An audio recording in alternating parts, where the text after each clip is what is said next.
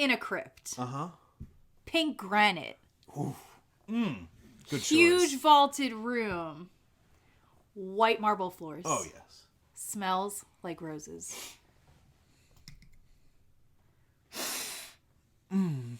Divine.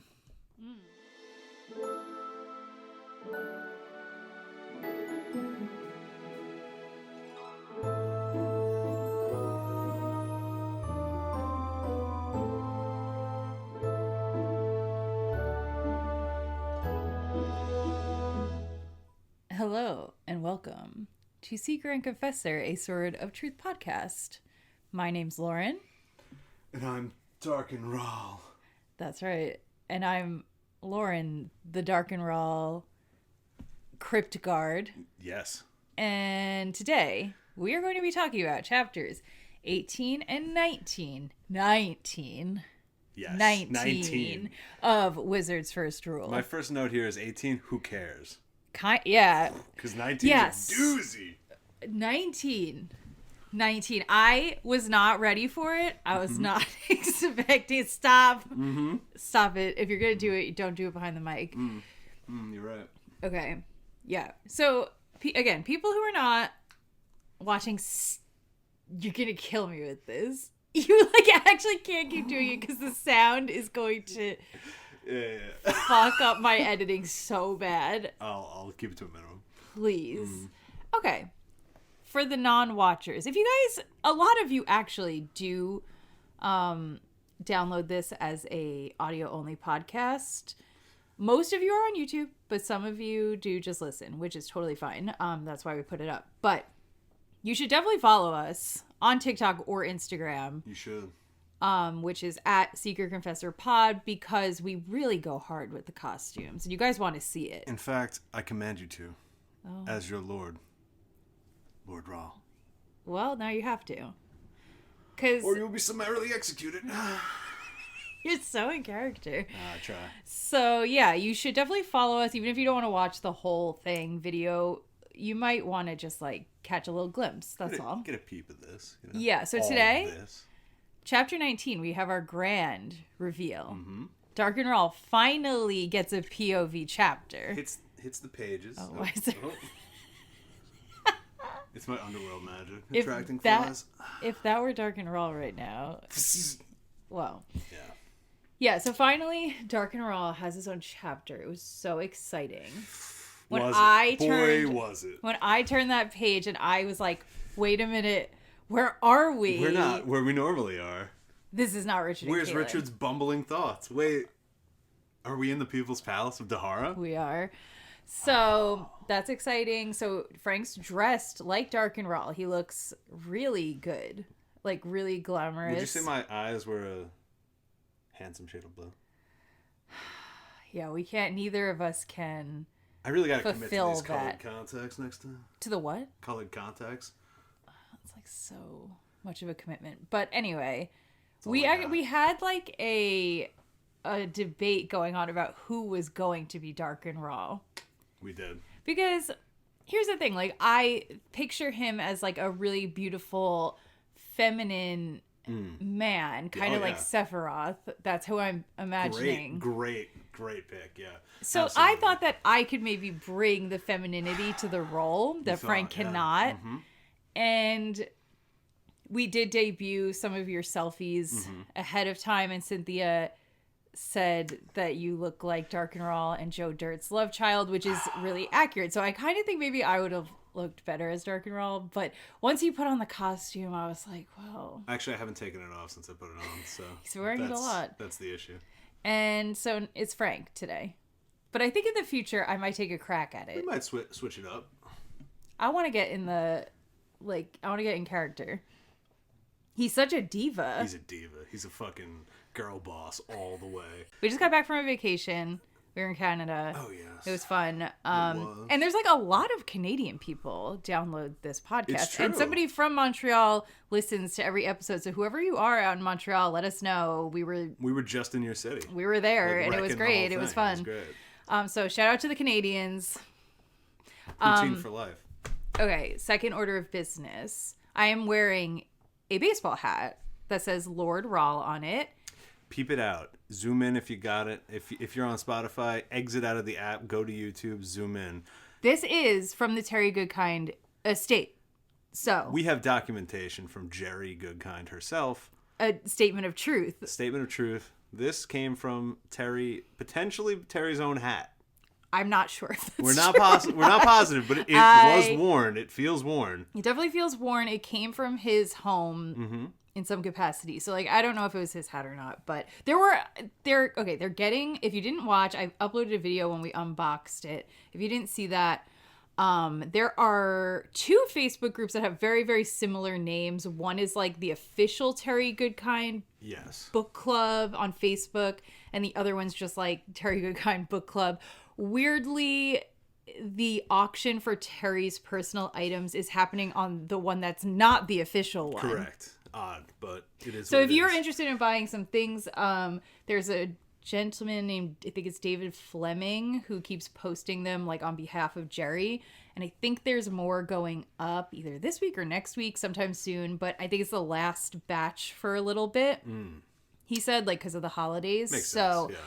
If you're interested in getting your own hat, there have been multiple hats posted. And we also have one other thing that's coming, but I'm not going to spoil it. It's on the way. It's on the way. We're going to wear it next time. Yeah, this is an addiction that I need to stop. But anyway. No, you don't. I have the Lord Rahl hat. We're collecting Terry memorabilia. It is what it is. Okay. Who else should have it but us? Probably a lot of people, to be honest with you. Well, but we're on the list. We're on the list. We're committing a lot of hours to Terry's work. So that's I what think I'm saying. I'm allowed to have a couple of things. And I am Darken Rahl. And Darken Rahl would have this hat. I mean, it's Darken Rahl's hat. Okay, third order of business. I need to shout out Cynthia again. She got the shout out last time. Oh. She's getting another one. Because she drew. Oh my God, Cynthia. Beautiful fan art. It's so cute. Of me and Frank. It's so good. It's really, really cute. Oh, man. It's so cute. The little chibi version. There's a little cartoon version of us as Richard and Kahlan. And then there's like an actual nice kind of, like, it's cartoony but semi-realistic. Oddly realistic. Looks like us. Extremely good drawing of us. She posted it on Instagram. So her Instagram, I would have given you a shout out if I had realized when we recorded last time, at Bit of a Maker. If you guys want to follow, I think you should. Bit of a Maker. Bit of a Maker. She posts little drawings. They're adorable. She posts little like knitting, crocheting. Sorry if I'm saying this wrong, but you know, something cute. And do you mean like the wrong type of knitting? Yeah, I don't know if it's knitting or crocheting. It's some sort of yarn. Yarn and sticks are involved in this process, I assume. A yarn event. Yeah. And they're cute. They're very cute. So anyway, you should follow her. You can go see the little picture of us. You can just support all the creative endeavors. My heart, like, exploded. I know. Like, it's the cutest thing. I wrote it in the comment. I was like in our bedroom and I was like, oh my God, Frank. He was like, and what's she wrong? freaks out like this maybe once a month. So I knew it was serious. Yeah, and it was serious. I just was excited. So yeah, we're gonna print it out. Yeah. At some point. The cartoon will be here, or in our collection. Oh my God. Oh, Terry. Sorry, Terry. TG. We're good. I think Terry's attacking me. Yeah. And our collection of items we're gathering here from the journey of the book. Who knows where it'll end up? But anyway, the photo will be here, or it's gonna be back here. It's gonna be in a frame. It's gonna look great. So you'll see it then too. Thank you, Cynthia. Yeah. We love it. Honestly, fan art is a dream. A dream. And it has come true, so now. Yeah, that's fine. We're probably packing it up. This is probably the last episode. We hit our goal. We hit our goal of a drawing, and I'm so happy for it. Yeah. That was it. Yeah. I think that's all I had to say. I have a shout out for the end of the episode. And are we doing a call out, too? Oh, my God. Are we denigrating folks? I only really have one person to denigrate, and he hasn't commented in like months. So now it just seems like I'm being really petty and weird. So maybe we'll save that. Bring it back up. We'll wait for a new guy. No, we could bring him up. We could bring him up later. For the chopping block. That's true. Darken Rahl needs to talk to him. With my curved blade. No. He needs his own voice. He's like a sassafras. Yeah, exactly. Do it. I'm going to split you up the middle now. Yeah, that's good. Because every time he was talking, it was like it was like, oh, he sounds like he's being so kind and nice. So you have to be really... He said, oh, darling little commenter. Oh, so you were workshopping it right now. Yeah, live for you. Up the middle. Yeah, I think you're getting somewhere with that. That's Thanks, good. darling. You're welcome.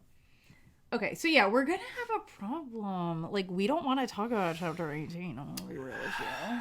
We'll do it justice. We have to, because shit does happen. Important shit. And honestly, it was not a bad chapter. It was a good chapter. It was a good chapter. It was short, and it was a good chapter. Short, sweet, and what we were worried about last time didn't happen. Come true. Although, like... A bit. Well, we'll see. But we said that there was going to be a barrier that was unexpected. And, like, literally, there was a barrier. Correct, yeah. A landslide, if you will. If you will. And... Muddy happenings. No, it wasn't boring the way I was concerned at all. I actually thought the way he wrote it, momentum-wise, really good. Great momentum. Yeah. The pacing was maybe Terry's best so far. I agree. I thought the same thing. Especially when I was rereading it. I was like, it's even fun to reread. I weirdly think that is why he had Addie info dump in the last chapter, so that we would be surprised. He could get elements of plot out of the way so that we know it. And That's then true. he could... I think he probably wrote this and was like, it's too good. I can't insert the info and keep the momentum. That is true. And it was effective. It was. Again, downsides of reading and stopping or reading and stopping. Because if I hadn't stopped and like thought about it and just continued on, I would have just been like, woohoo. Yeah, once again, Terry is very good at emotional states. I think if things are in nature and they're peaceful, it's very good. If things are like heating up or like downward into fear, he's got a good grip on that. Maybe horny, we'll find out. We'll see how that's going. No. Okay. I don't think so. You know? I don't think so. We're going to see. We're going to see. So we're going to go. We are going to do chapter 18. This episode might end up being really long because we're so hype about Darken Rahl. We're going to do chapter 18. Chapter 18 wasn't. We were like, we want to devote one whole episode to chapter 19, but not enough happened in chapter 18 to warrant a whole entire episode, I don't think. No. So we're going to combine them, and we probably could have done 18 and 20. That would be really weird. It would be really weird. But anyway. Then you'd be 2 weeks late in getting this Darken Rahl fit. Oh my god. People need it really soon. Slay piece. Yeah, you really are Slay right now. I am Slay. So we're leaving Addie's cabin.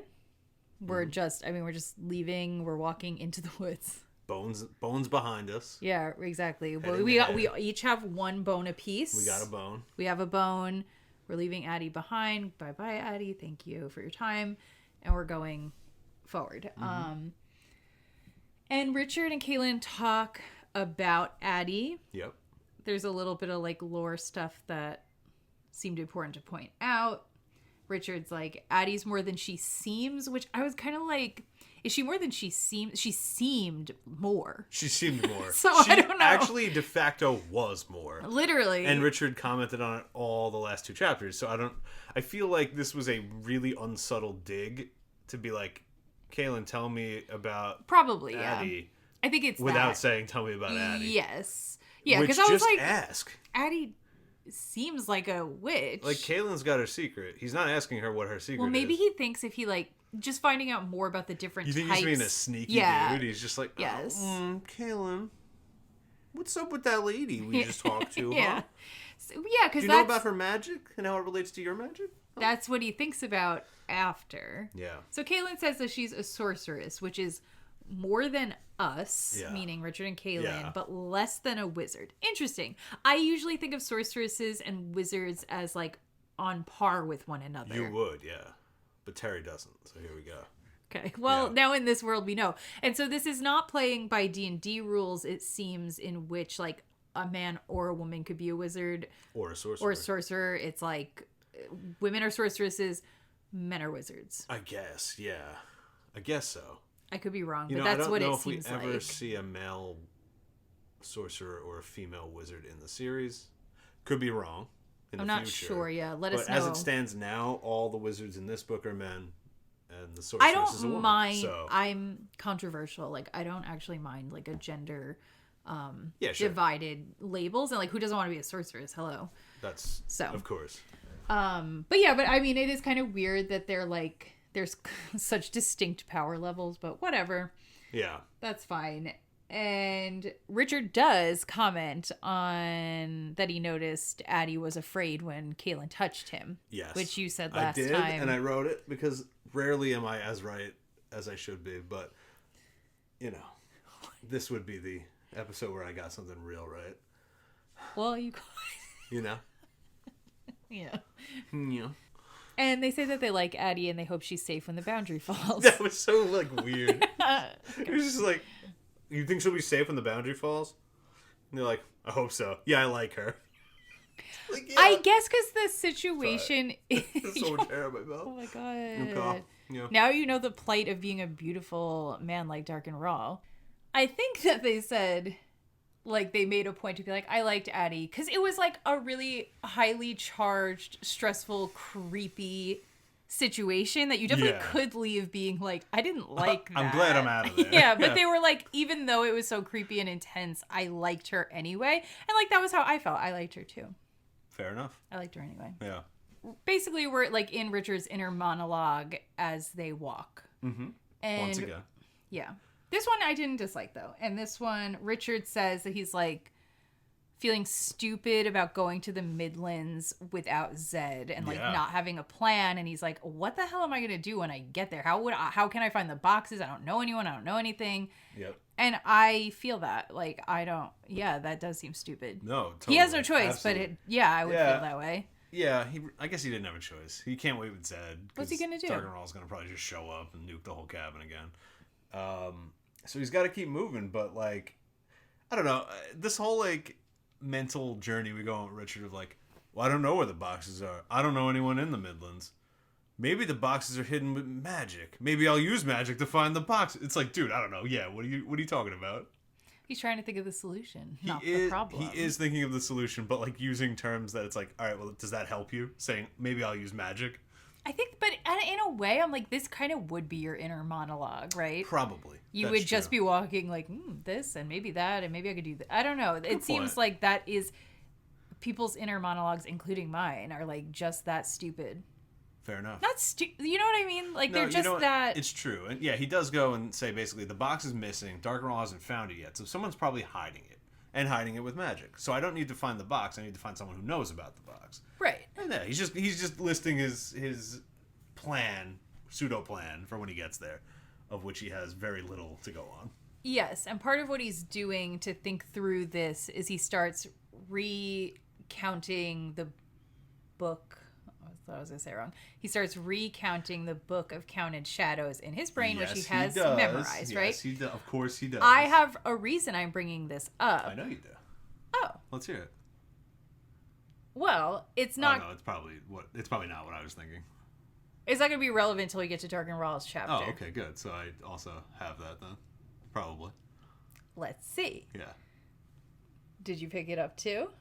We'll see. Like the theme? Yeah, I think I did. Okay. And so anyway, is this the first time we get like a line from the book? Because I wrote down. Yeah, I think so. Maybe he's talked of it before, but I don't think we've gotten a direct quote. There's the quote. The first line of the whole book is verification of the truth of the words of the Book of Counted Shadows, if spoken by another, rather than read by the one who commands the boxes, can only be ensured by the use of a confessor. So it's saying if you don't have the book, my guy, you can find out who knows the book, but the only way you can trust them is if you confess them. Say that again. So if Darken Rahl's not sitting there reading the physical book, right, he can't trust the words being spoken. Well, no, the only way to literally know for sure would be to go to a confessor, yeah. Or, to go to a confessor. So it's like, read it yourself, or find someone who did, and then break their spirit. Yeah, it's almost like, do you even have to say that? But I guess it's like... You do in the front of this magical book. Just to keep tinkling along, what the fuck do confessors do power, you know? I know. But we do kind of find out in chapter 19. We do, kind of. They stop at a river to cool off. Yep. Richard sees, quote, a shadow thing. I really wish he wasn't calling it that. Can I go back, though? Because Terry does a weird thing here where Kahlan washes her head off in a river. Richard watches her do it, says, that looks nice. I'm going to do it, too, at the next river. Are you sure? Yeah. I read it twice. Kahlan put a washcloth on her face. Richard thinks to himself, that's a good idea. Then at the next river, he does it. And that's when he notices the shadow. I'm like, why don't you just both do it at the same time? Maybe he's protecting her. Maybe. That's kind of weird. So anyway, yeah, he sees a shadow. Pick it up there. No, it's not a shadow. It says a shadow thing. It says it, and he says it a couple of times. See a little shadowy thing over there? Yeah, and Kahlan doesn't know what it is. So they keep going, and obviously Richard's like worried about going through the Narrows. He doesn't want to see his dad again. He doesn't want to be like dragged back into the underworld. Yeah. Then as they go, they start seeing like the shadow people behind them. Mm-hmm. Yep. And Richard's like, are these the same shadow people magic that like Penis used in the past? And Kahlan's like, well, those were floating and moving around, and these ones are just staying still. Those ones were doing magic tricks. Those ones were coming to little kids' birthday parties. They were juggling. They were juggling shadowed balls. And these are not doing any tricks at all. No, these are just standing ominously. Right. Yeah, peering into them with the place where their eyes should be. They do seem creepy. They definitely seem creepy. And the presence of them being random, sporadic, and like ever present or increasingly present was done really well. Yeah. The first one was seen, digested, talked about, disappeared for a little bit. They relaxed a little bit. Then another one.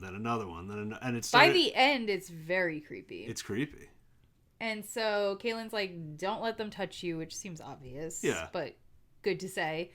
And then Richard's trying to like feign confidence. He's like, oh, if they come after us, the sword will take care of them. We don't know if that's true. He doesn't either. I know. So then it starts getting really dark.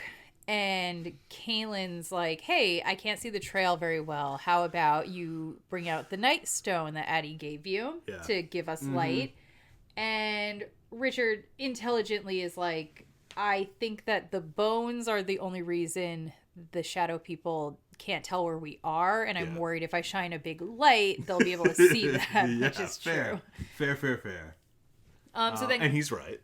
Yeah, that is what happens. That is exactly what happened. Quickly, they arrive. I don't know if it was quickly, but now it's quickly because I don't want to stay on chapter 18 too long. No, we're almost done, yeah.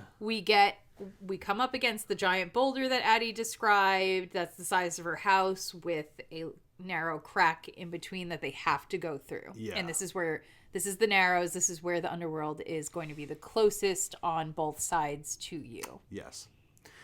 And it was creepy.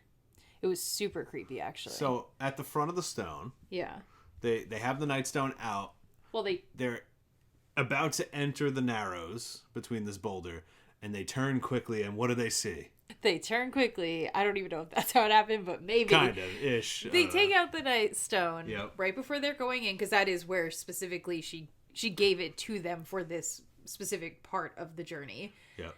And they basically see that there's like hundreds of shadow people now, which they had not seen when it was dark, and they're like in a half circle surrounding them. Yeah, kind of like coming, like they got them surrounded, boys. Yeah. So the only place to go is actually inside the rock. Also, making this extra bad is the grippers, the creepy bug things that ate Addie's foot. Yep. They're also like all about they're like on the wall. Oh, that part actually really, like, the shadow people obviously are creepy and probably more of an immediate threat, but the bugs I did not like. I was getting a hard image. I couldn't quite figure out exactly how big the grippers are. See, I think they're kind of big. They seem substantial. I have a sense that they're like a loaf a Mario turtle, like that kind of thing, or loaf of bread. Loaf of bread was how I'm picturing it. I don't know if that's accurate.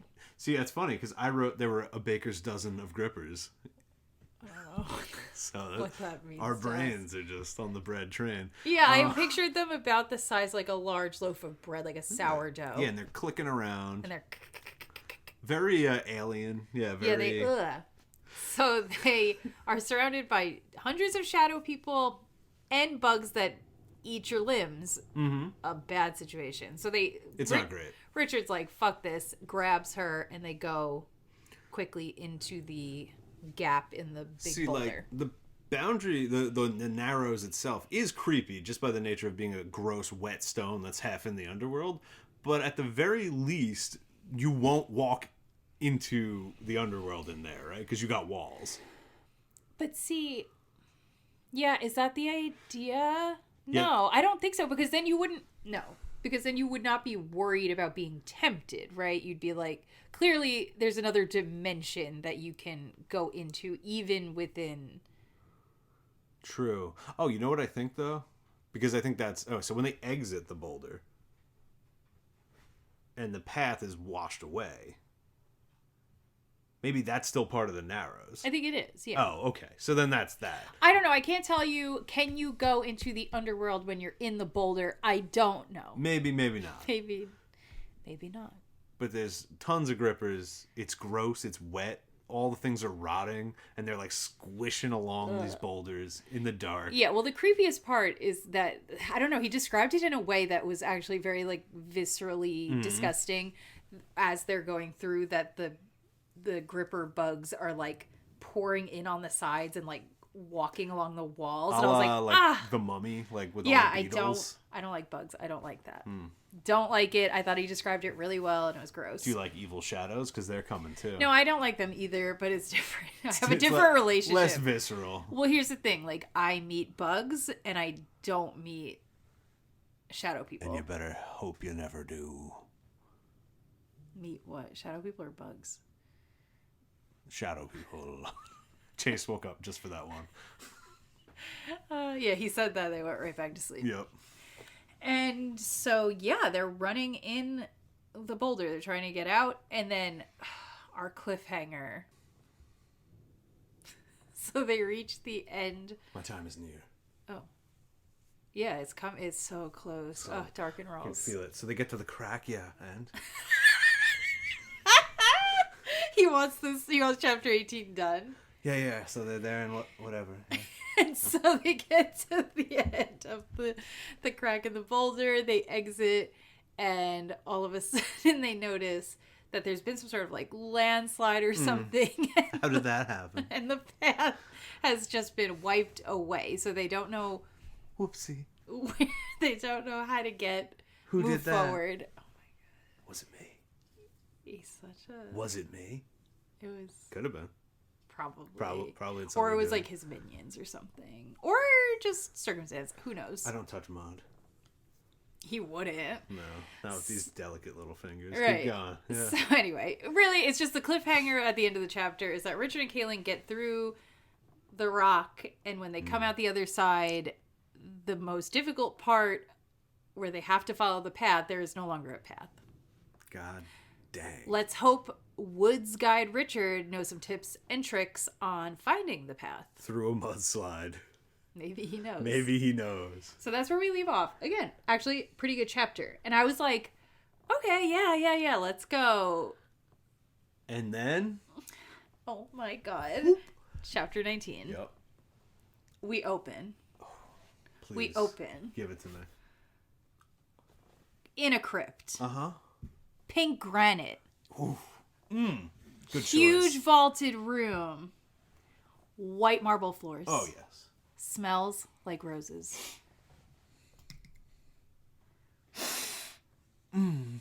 Divine.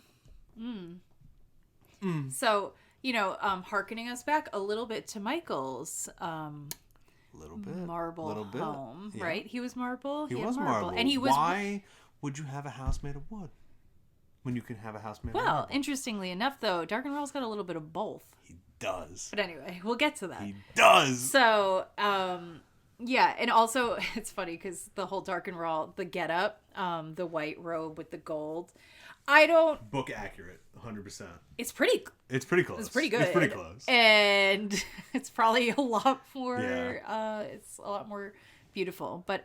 Regardless, It's funny because I guess that is kind of what Michael was wearing. He was wearing his little 70s. He was wearing a white robe with a gold belt. I said it, and here it is. So, yeah. Daharan style. Yes. It's a little bit of a new writing style. It is. And I feel like Terry's having a lot more fun. This is just more like a larger story thing. It's so interesting how it is like all the bad people. Why are they like so fun to write? Like, what is that? It's like exciting to come across them. It's probably exciting to write them. I feel like it's probably fun if you're an actor to be them. Like, you're having fun right now. What kind of an answer do you want? It's just interesting. What kind of an answer do you want? I don't know. I'm thinking it's about fun to let it out, you know? Let out your bad side. Let out your well, bad so here's impulses. the thing. You gotta like crank the release valves and just all that steam comes out and all you feel is just good vibes. Okay. And that's it. I was grappling with it because a lot of times when you get like a fun villain, I think in order to allow for the space to play with those feelings, there is a line where you're kind of like, I'm not going to make him bad, all the way bad in this direction or that direction where it makes people uncomfortable because I want them to have space. You're not talking about Terry, though. Yeah, I want them to have space for a little gray. No! And they're bad, but like, we could play. It's nothing like, but like... No gray paint at all! Blacker than hell! Yeah. Darken man. Rahl and his cohorts, we're not doing that. They're really, but it's weird because you're like, Terry's having fun, I'm kind of having fun, but then like the amount of bad you're making this man is making me like, okay, maybe I should not be having fun. We should not be having fun, you guys. He's having a great time. Darken's having a great time. I'm having a great time. We're all having a great time seeing the absolute worst person possible. We shouldn't. Well, so this is a conflicting element to the story here. And so in the crypt, I just want to describe the crypt, okay? Go ahead. There are 57 gold vases, 57 gold torches, 57 white roses, 57 servants, 100 fries, 100 burgers, 57 shakes. Yeah, there are 57 gold vases. Yep. set beneath 57 torches, which represent a year in the life of the deceased, who is Penis. And R.I.P. 5-7. White roses represent have been replaced every day for at least 3 decades. The lore, okay? Yes. And there's 3 decades, so that makes him 30? Darken? Okay, but... since he's been dead. Yes, okay, he's been... So, Darken Rahl's around 40-something, at least. At least. Yeah, that's the vibe. We don't get an exact age. He's so know. beautiful, you can't know. Who knows, right? He's definitely... He would have went under the knife. He's got Botox, for sure. You magicked his fucking duck lips on. That's what I'm... Yeah. Slay. Yes! To Tahara!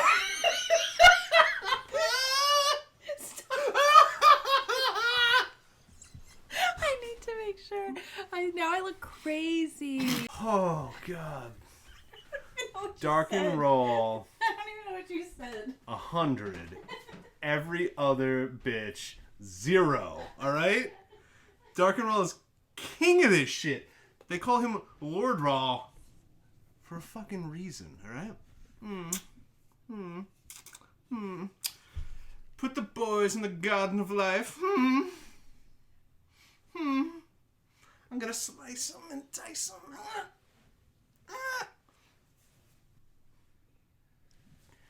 Dead handsome. Make the girls squirt. Water out of their mouths. And they pee themselves. Because of my lord's humor.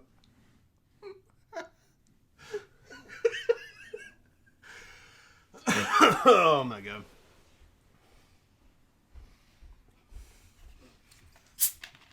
Oh. I got water all over. Lord Rahl making him squirt. I've been making jokes the whole time. You're gonna have to edit all of it out. Or I'm keeping it. Or you're keeping it. Whatever. Okay. I don't even know what the fuck we were talking about. What were we talking about? I did my 57 gold vases. Yeah, I know. We're Did you write that down? Yeah. You did. Oh, yeah. 57 gold beans, 7 torches, 7 white roses, 7 servants, 100 fries. Damn, I thought that was improv. No, that would have been really good. I saw 57 and my brain just went 55, 55, 55. We were talking about Darken Rahl's magically enhanced duck lips. Yeah, I guess that is what we're talking about. Okay, well, not canon. Let's move on. But it should be. Okay. So, anyway. Darken has staff on hand. Staff on staff, first off. Tons of staff. They're there in the crypt to relight the torches if they go out. Mm-hmm. And most importantly, if a petal falls off those white roses, bitch, it better get picked up. It better get picked up. Stat. You don't want to know what's going to happen. You're going to die. And the corniest thing. That's it. You will die. You will die. And they fill these positions from the Daharan countryside. I was excited to get the Dahara lore, which, by the way, doesn't sound like it's a desert. Why were we saying that? Dahara sounds like a desert, I guess. It's I don't know. It's like Greece or something. It looks nice. Like it sounds like it's nice. It's like green. Yeah. And pretty. I feel like it's a desert at some point. Maybe they go through a desert to get there. I don't know. So we've been wrong about that. Whatever. Sorry. Our bad. Yeah. It's not a desert, I don't think. And so they're getting poor peasants to come be guards at the crypt. They say, quote, being a member of the crypt was an honor by law. Like, okay, we get it. Yeah. You know. You have to go, and you should be proud. It's bad happy. For the for like fascist governments to like make you feel national pride. I don't disagree. I don't want to work there. I don't think anyone disagrees. I know. That's right. We it's had like to establish just how fucking awful this dude is. Sure. And the benefits, not great. I don't think there's any health insurance, but you are... Do they cover dental? They cover... One procedure, right? A swift execution, because the thing everyone in Tahar is the most afraid of is a long, drawn-out, torturous death. And at least you won't have that if you work in the crypt. Well, and they do one medical procedure for your mouth. Oh, right. Yeah. They remove your tongues Just so that you can't talk badly about the dead. Who's doing that? Not any of them. In this circumstance. Maybe one guy did it once, and they were like, we can't have that. Yeah, so if you work there, you're probably going to get killed at some point, but it'll be fast, and your tongue's cut out. Yeah. I think one of the people were, like, replacing the roses, and they're like, fuck this penis guy, you know? Like, why are we doing this? And then Darken Rahl heard him, and he said, get my dad's penis name out of your mouth. Literally. That's what happened. Yep. I didn't write that, so that's the level of improv we're at. Not great. Sorry, Ryan's texting me. What's he saying? He had a dream about this? Space aliens or something. Anyway. Cool. Shout out to Ryan. Was good. Anyway. Okay. So they tell us when Darken Rahl is home at the People's Palace. Yep. He always visits the crypt, right? And it's an important event. And he wants to be alone in there. He does. All the staff have to leave when he's in there, but they're like feverishly working all day just to make sure that when he shows up, the torches are good to go. Stacked. And they're shaking these roses. They're shaking them, making sure that no petals are loose. Yep. Because that's not good. Not good. As we'll see. Okay, so we're gonna talk about what the room looks like. I wrote it down. I'm sure you did. A short pillar in the center of the immense room supported the coffin itself, giving it the effect of floating in the air. Cool. There are carved symbols. I was kind of confused. It sounds like they're carved into the coffin and then also on the walls of the room, and it's like all one mosaic, I think. Elaborate spell story thing. Yeah. And it's basically instructions in an ancient language, which they're like kind of like hinting at like clues about the language, but we don't know what it is yet. I think it's High Daharan or Old Daharan, but anyway. Okay. So there's like these symbols that are in the coffin and then around the room, and it is in an ancient language, and it's basically like how to get into the underworld and back. That's important because you got to come back. Yeah. And so this is Penis's instructions that he left for Darken. Yep. Yes. Yeah. And how to enter and leave the underworld from Penis. Love that. We're like, oh, look, Darken also got some really intense magical instruction from his father. Yes. Just like Richard. Yes. Which maybe this is obvious. Like, I don't know if this is, we're coming up with anything deep here. No, it's not. I don't think it's deep. I think it is just a kind of a 1-for-1, and that's interesting. These dads can't stop forcing their boys to go on really difficult. But maybe that's like, that's life, that's bro. maybe the man's journey. That's life. Yeah. Papa says, hey, living's hard. This is what is expected of you as a man. Yeah. And it's kind of like, it's a grand representation of the journey that fathers put their sons on. To become actualized or whatever. Okay. But here it's literal. Very literal, yeah. And very magical and very weight of the world on your fucking shoulders. Yeah, so they specifically say that the ancient language is understood by only a handful of others other than Darken Rahl. And none but Darken Rahl live in Dahara who know this language. All the others who had understood it have died. And he's hoping to kill everyone else who knows it. He wants to be the only he wants to be the Lord of the Underworld. He wants to be him, who is Lord Rahl. Yeah. Lord Rahl. I'm guessing Zed's one of them. Yeah, I thought that too. Yeah, Zed's got to be someone who could read some shit. I don't know. Maybe he's like a lore keeper, some old librarian. Like, oh, I know that tongue. If only I had the power. And Zed's like, well, I have the power, and you have the words. Give it to me. That'll probably be the plot. Yeah. Do you want to talk about Darken Rahl entering? Okay, yeah. Oh my god. Oh no. Hair doesn't work like that, huh? I never had long hair. How does he enter? I mean, he just kind of sachets in. Yeah. Everyone's gone. What's his first thought? Loving this tomb. I miss Papa. He's staring at the tomb. That's where we first get him, right? Yeah. Who does he come in with? Well, he doesn't come in with anyone. Yes, he does. He's joined by someone. No, he comes in with 2 people. Oh, his guards. Yeah. Whatever. They're not no-name people. They describe them. They're wearing sleeveless. You're right. Okay, so we got the guards. They're really the sharp, so jacked. Sharp contours. Everyone huge chest. Correct. The torchlights casting shadows because their muscles are so fucking pecked out. Yeah, I don't think Darken Rahl had the chest hair like you. No, probably not. Probably not. And that's okay. We'll get back to that.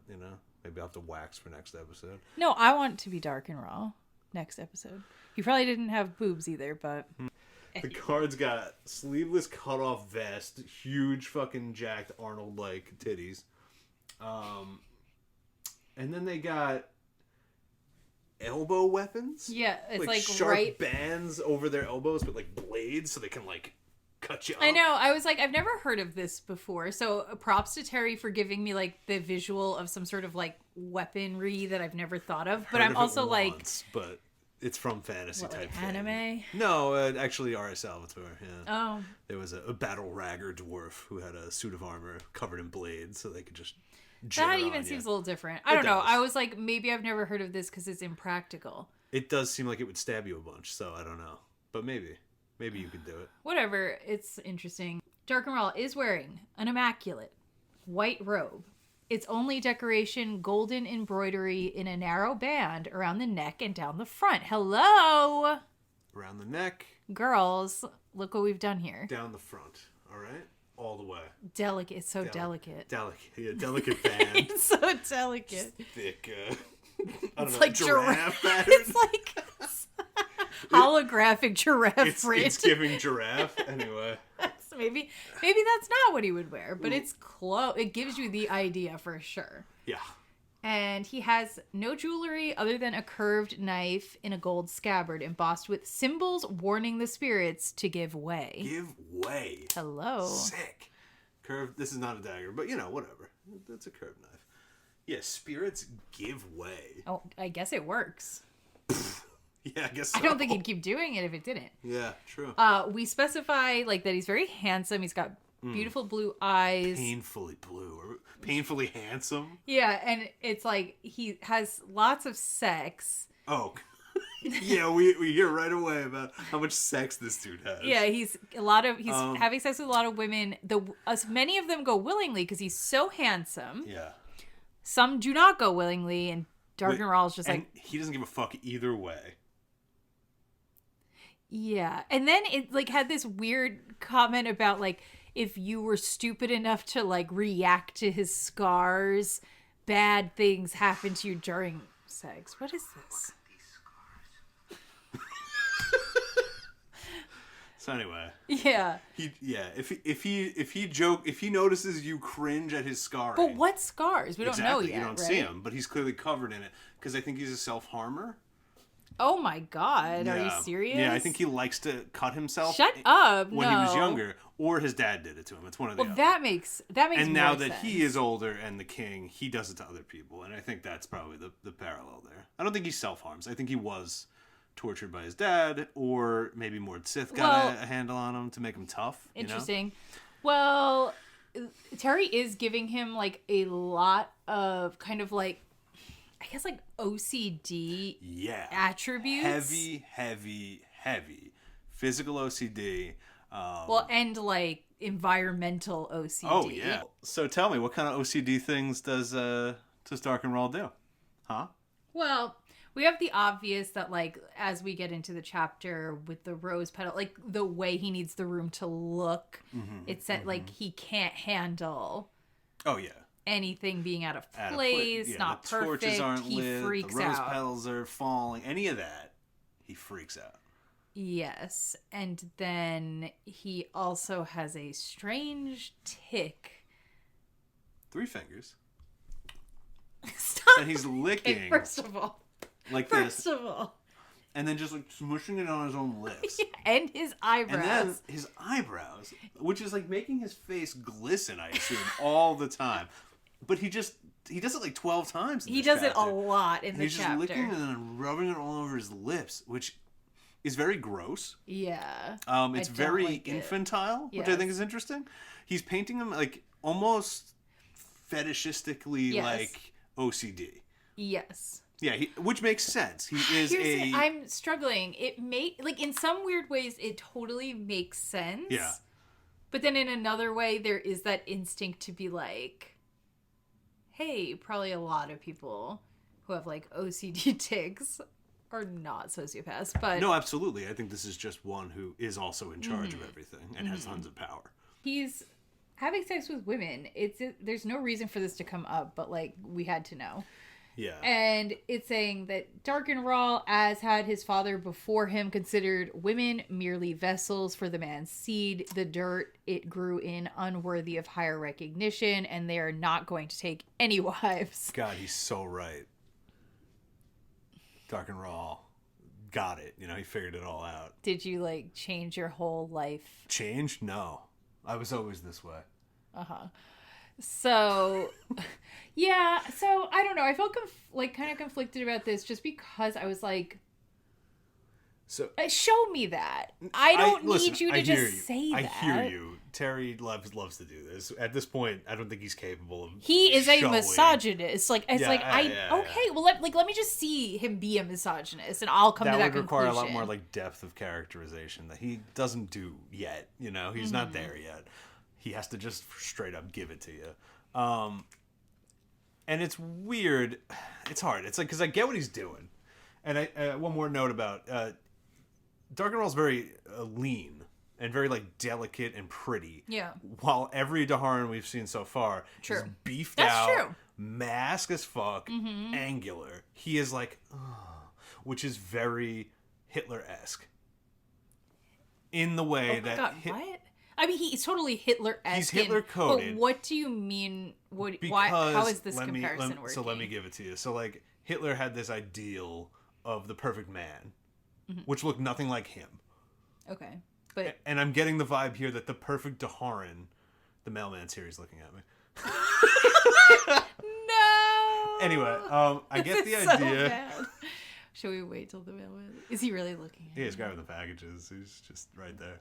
I know, but like, is he like... I mean, he definitely looked at me, but I think now he's trying not to look at me. This is so bad. This is so awkward. Oh, he's just wandering away. I don't know if he saw. Yeah, no, he did. He definitely saw me. Sorry. Face me, coward. Sorry, sir. He's scared. I would be. He saw the power of Darken Rahl through that window, and he was done. Yep. You're saying... Okay, so you're saying... What is the parallel here to Hitler? So it's basically this composite of opposites having issue with that, right? Like, Hitler had this concept of the perfect man being this Aryan race, blonde, tall, jacked, and he was short, brown-haired, kind of ugly. Like, he looked nothing like his ideal man. Darken Rahl doesn't really look much like his ideal man, which is everyone else in his country that he surrounds himself with so far. Jacked, but are you trying blonde. to say he thinks they're the superior one, or the way he looks is superior? We don't know that yet. I think he probably thinks the way he looks is superior. However, he looks very feminine and he hates women, so that's kind of a weird thing to be doing. Interesting. Right? Yeah. He's very femme, and he hates ladies. They are beneath Because we've him. never mentioned him being muscular, right? No, he's not. He's lean. It says, like, he's thin, lean, delicate fingers, doesn't work a day in his life in the field, basically. Like, Darken Rahl is physically coded very differently from the men that he is true. surrounds That is himself interesting. I want to keep an eye on the theme of tacking it on the board. I've got a couple of them up there. There you go. That's on there. But he is hot. He's And definitely... they make that apparent. He's like Griffith. If you read Berserk, 100%. I mean, he just is Griffith. He's Griffith. He's Griffith. That's it. Yeah. Except Griffith wasn't licking his face all a bunch, but you know. Thank God. Yeah, thank God. And that's and what made what he did so much more painful. But yeah, I was gonna be like, is Richard Guts like, no, that's not the not the parallel. No. Building off of the commentary about Darken Rahl's sex life, we also are told that he doesn't like know who his mom was. She's probably dead. Is she? Like, he thinks she's probably dead. Yeah. Wonder where his mom went. Blah blah blah. He doesn't like. He just doesn't give a shit about his mom. He was the firstborn. That's all that matters. Mother love is irrelevant, which we need to point out because it comes back later. In this chapter? Yeah. Oh, maybe I missed that. Interesting. Well, I'll talk about it. Well, so, oh, you're right. It does. That's really good. So clearly, yeah, I don't know. It feels like it's setting itself up for like an obvious. He shows the characteristics of someone that didn't have motherly love. Like, that's, I feel like, what Terry's attempting to say about him. He has all this, neuroses, and he has all this, like... I don't know that he's making any, like, grand statement. No. I think he's just saying, like, perhaps that contributes to this. Which, you know, you could definitely say that in your piece. So right after this part, that's when we get the Richard parallel. Correct, yeah. So Darken Rahl, in his mind, he starts reciting the instructions that he has memorized to get into the underworld, which is exactly the same as like what Richard was doing in the previous chapter where he was reciting the Book of Counted Shadows to himself. So like I love a like good boy, bad boy. They are good boy, bad boy. You know, like we were raised in similar circumstances and we have more in common than you think, but like, you know, somebody's we're good, dark reflections of each other. This is the shadow link to the hero. This is the I like that. yeah. So can I also say so the direct parallel with the father gave the son a titanic task. The son is a master of that task already and will hopefully use it to the grand effect of the father's designs at some point. So we have like You got it? Got it! That was that Darken Rahl power, man. That's Zed. That's Zed. Oh. He needs... I don't know. I want it to be like sort of like diva-ish. Zap! Yeah. Zap! Yes, that's it. Cool. We need to make sure that this isn't like... Cut the couch. Yeah. We'll just get a new one. With all our money we're making off this podcast, we're just rolling in From it. taxes from the harm people, you mean? What was I saying? You were saying in the parallel they were given a Titanic task. I don't know where else you were going to go after that.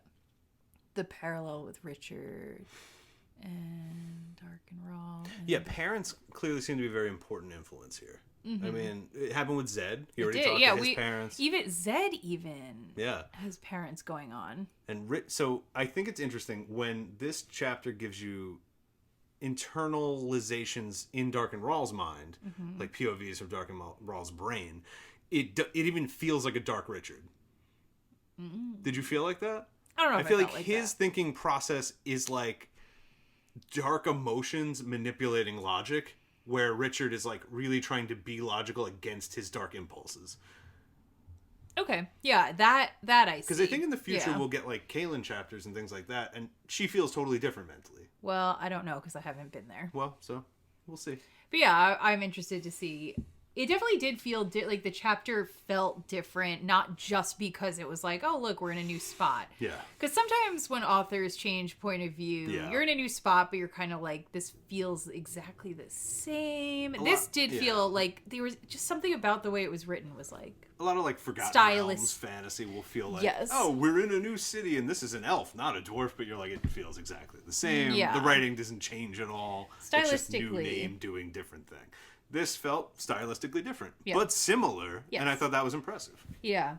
So then... Oh my God. Here he is! Well, when we were debating who was going to be Darken Rahl, I was like, well, maybe I'll be Darken Rahl. Yeah.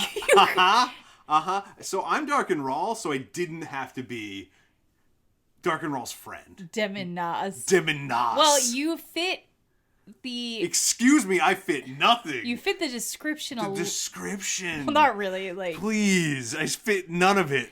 He's a big, muscular man. Oh, he does. He actually has like a shaved chest. He has a waxed chest and is a pedophile. Okay, which I am not. So you're also not Darken Rahl. That's irrelevant. But yeah, we were kind of like, oh, you probably don't want to like be the pedophile. I don't want to be the pedophile. You know what I mean? Demonas is a gross, horrible, nobody wants to be icky him. boy. Nobody wants to be him. So, did you find his characterization insane and confusing? I don't know if it was confusing, but it was definitely insane. Well, it was insane from a conceptual standpoint. That's what I'll say. That's how I feel about it. So, if you want to start us off, I agree. Well, Demon's coming in, right? They're like, someone's entering the crypt no one's allowed to accept.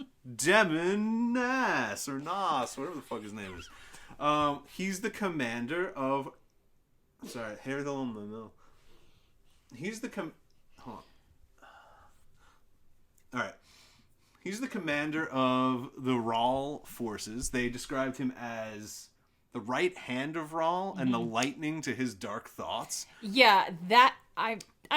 I need to know more. Why would that be his description? So that's a sick description if you're going off of it and playing it like, this is the Witch King. No, I know. Is like, the, he would have to be like ultimate badass. He's like a dumbass. He's a dumbass, like gross pedophile weirdo. Who doesn't seem to have like a fucking single original thought in his brain. None. How the fuck are you the lightning? I guess it means... It literally means... Like, he's just the says, action. Those people are bad. And he goes, I will torture and kill all of There's them a different... King. Yeah, that's not... description I would give. I agree. This is the Worm Tongue. This is not the Witch King. You know what I mean? This is not even the Worm Tongue. Well, to be fair, actually, you're right. The Worm Tongue grew a spine and stabbed Saruman. Never mind. I don't know. This is the pedophile Pettigrew. Yeah, that's... Honestly, this is the Peter Pettigrew pedophile. And we're not naming the chapters, we're not naming the episode that, but it's good, and it should be in the tags or something. I don't know. Well, okay, so description. You go ahead. You have a lot to say about Demon. Demon's got spiky blonde hair like an anime protagonist. Except his right eyebrow to the back of his right head has a streak of black hair. Yeah, which I was like, that's gotta be, like, that must have been magically... I guess. Caused, right? Yeah, sure. I don't know. That's not a thing. The dye spell? Like what? Know, he got, like, burnt, like... But it's black hair. It's not like... He got, like, burnt. Your hair would just not grow back. It would be a scar. No. It's like magic. That turned your hair kind of black in a streak? Let's see. Listen. I hate if it's right. Let's see. I won't say it's wrong. I'm saying if it's right, it's stupid. It's gonna be something. It's not just gonna be that's how he looks. So he also has tons of muscles. Once again, ripped AF. His chest. Well, how we get introduced to the idea that this man is a pedophile. Oh, it's the worst line. Is that like? Did you and put it's the like, quote? Because I did. Yeah, it's right away. Yeah.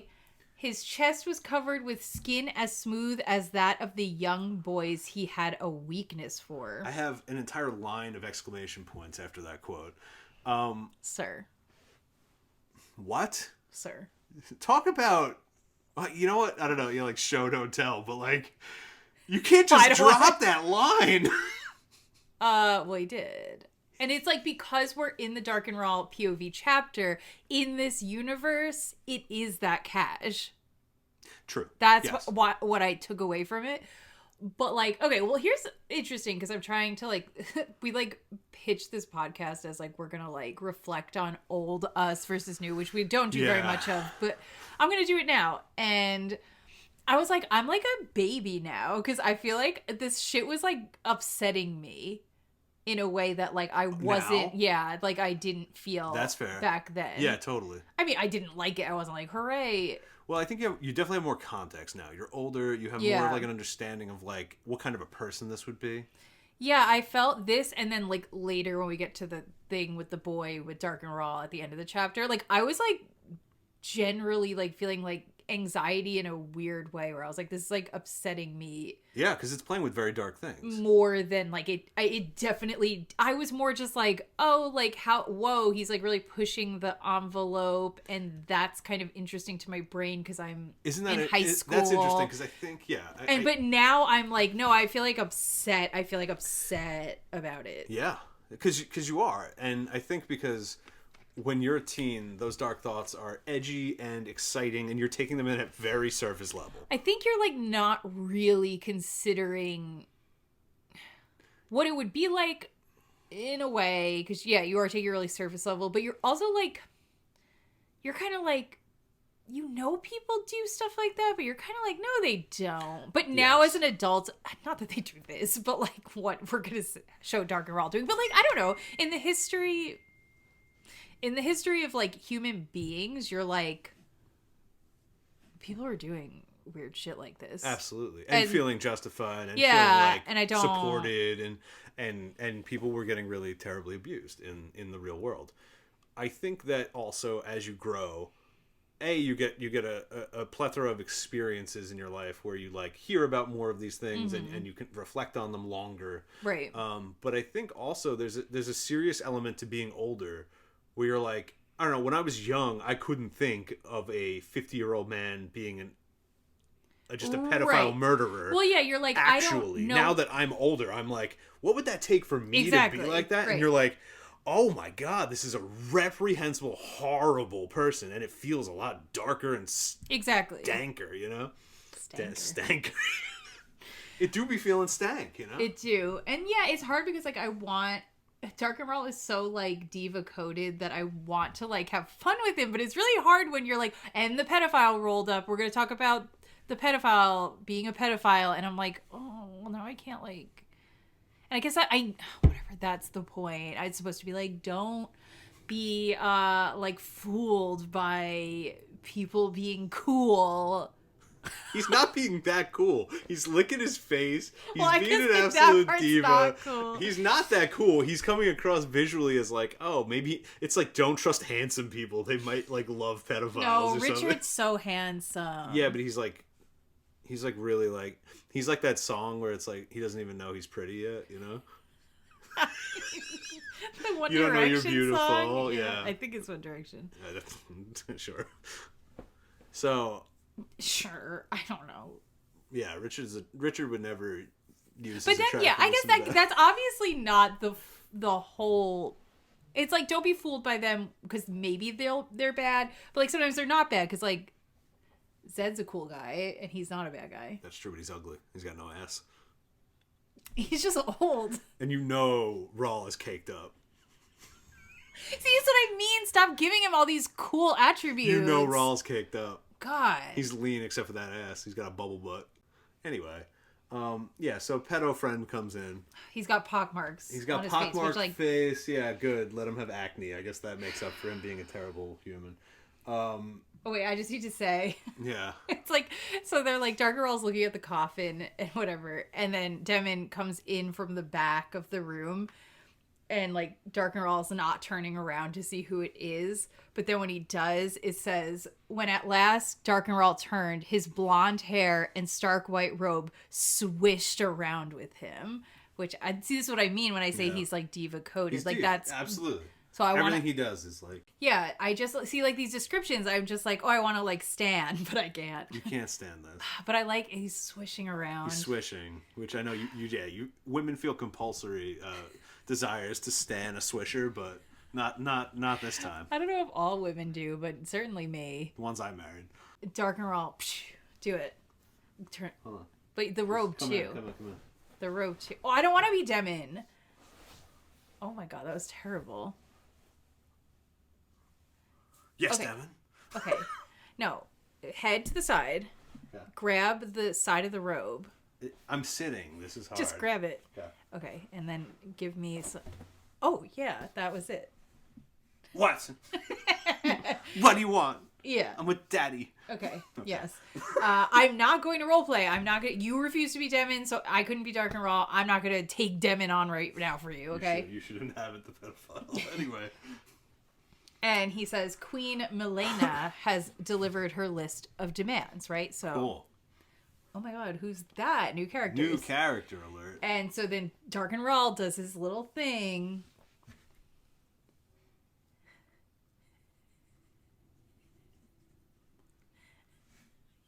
I think you can find a way to, like, represent this that's just, like, short. Yeah, thank you. Exactly. Like, keep it simple. What? And then they have this conversation. Darken Rah's like, hey, did you bring me a little boy? And Demon's like, yeah. And then Darken Rah's like, oh, he's not too old. Did you take off... I can't. Did you take off his pants and check yourself? Darken Rah just starts shaming Desmond. Demon? Demon? All right. Darken Rah just starts shaming Demon for liking little boys. Like, as he should, but then it's so... but like, in a playful and, like, fun... This is my bro, and I like, just, like, provoking him over this topic. The dynamic is super weird with, like, the, like, haha, you're a pedophile, I'm making fun of you for that, but also, like, clearly it doesn't upset me that much. It's just, it's kind of like... It doesn't upset me that you're a pedophile and doing this, but, like, you're a loser. Yes. Which, like, yeah, he is a loser. He is a loser. But then also, it's now immediately the lightning of Darken Rah loses its vigor. That whole concept is, like, out the window. Like, oh, so this guy's not cool at all. No. This guy's, A, a pedophile, and B, just the guy who gets shamed by the cool bad guy. Lightning my ass. Yeah. So. Am I right? Am I right? Yeah, so then he's like, oh, you didn't touch him, did you? It's like, yeah, it's like... Yeah, we get right into... Yeah, he's just getting mocked for liking little boys. And that's a fun page. Yeah. Yeah. So then Demon's like, no, I wouldn't do that because the boy is supposed to be your spirit guide, which you're like, okay, what does that mean? Yeah, now we're like, oh, good, he didn't rape him. He's important for magic. Yeah, but then he goes in on like, was it hard for you to not rape him, basically? And then he's like, you've caused me trouble in the past. And then Demon's like, oh, but I took care of that. I pinned the murder of that little boy on somebody else. Yes. Which then we find out. Segue. We get some information about confessors. The man that he framed for the murder of this child ended up going to a confessor to say, like, I'm not guilty of this. Mm-hmm. And we find out the confessor he went to actually was Kahlan. So that's interesting because I don't don't remember what episode it was. I don't know if it was the last one or the one before, where I was kind of like, I don't really remember. Oh, no. It was when they were at the inn, when I was like, oh, why does Kahlan know about bad men so much? And then Erica commented, and she was correct, and it makes sense, that, like, she knows because her job is to just, like, confessors getting confessions from bad people. Yeah.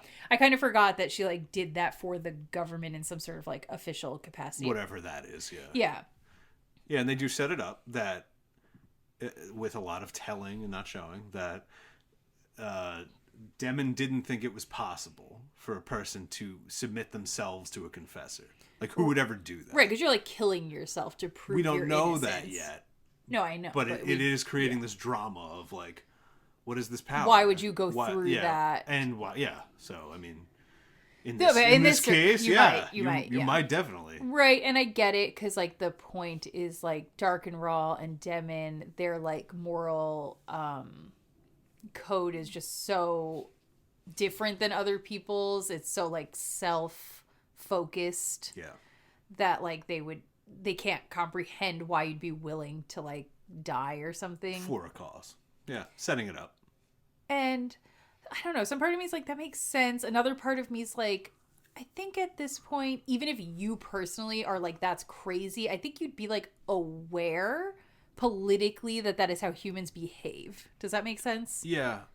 I don't like the way this was just given to us. It felt convenient, and it didnn't feel like well thought out. Because I agree. I feel like we could have mentioned it and not included the part where Demon's like, why would he do that? They did that so you could understand that confessing is something that is so true, personally taxing. Because then you just think, oh, she has a magic power that lets you tell the truth. Yeah. Now it's like, oh, telling the truth to them is scary. Demon, when this topic comes up, they bring up the confessor. They bring up that it's Kahlan, and Demon's like, oh, by the way, the quad failed. She's still alive. Demon's trying to, like, downplay that this failed, where he's like, it's not that big of a deal. Yeah. And Darken Rahl's like, I will decide if it's a big deal or not. Yep. And Darken Rahl kind of goes along with it.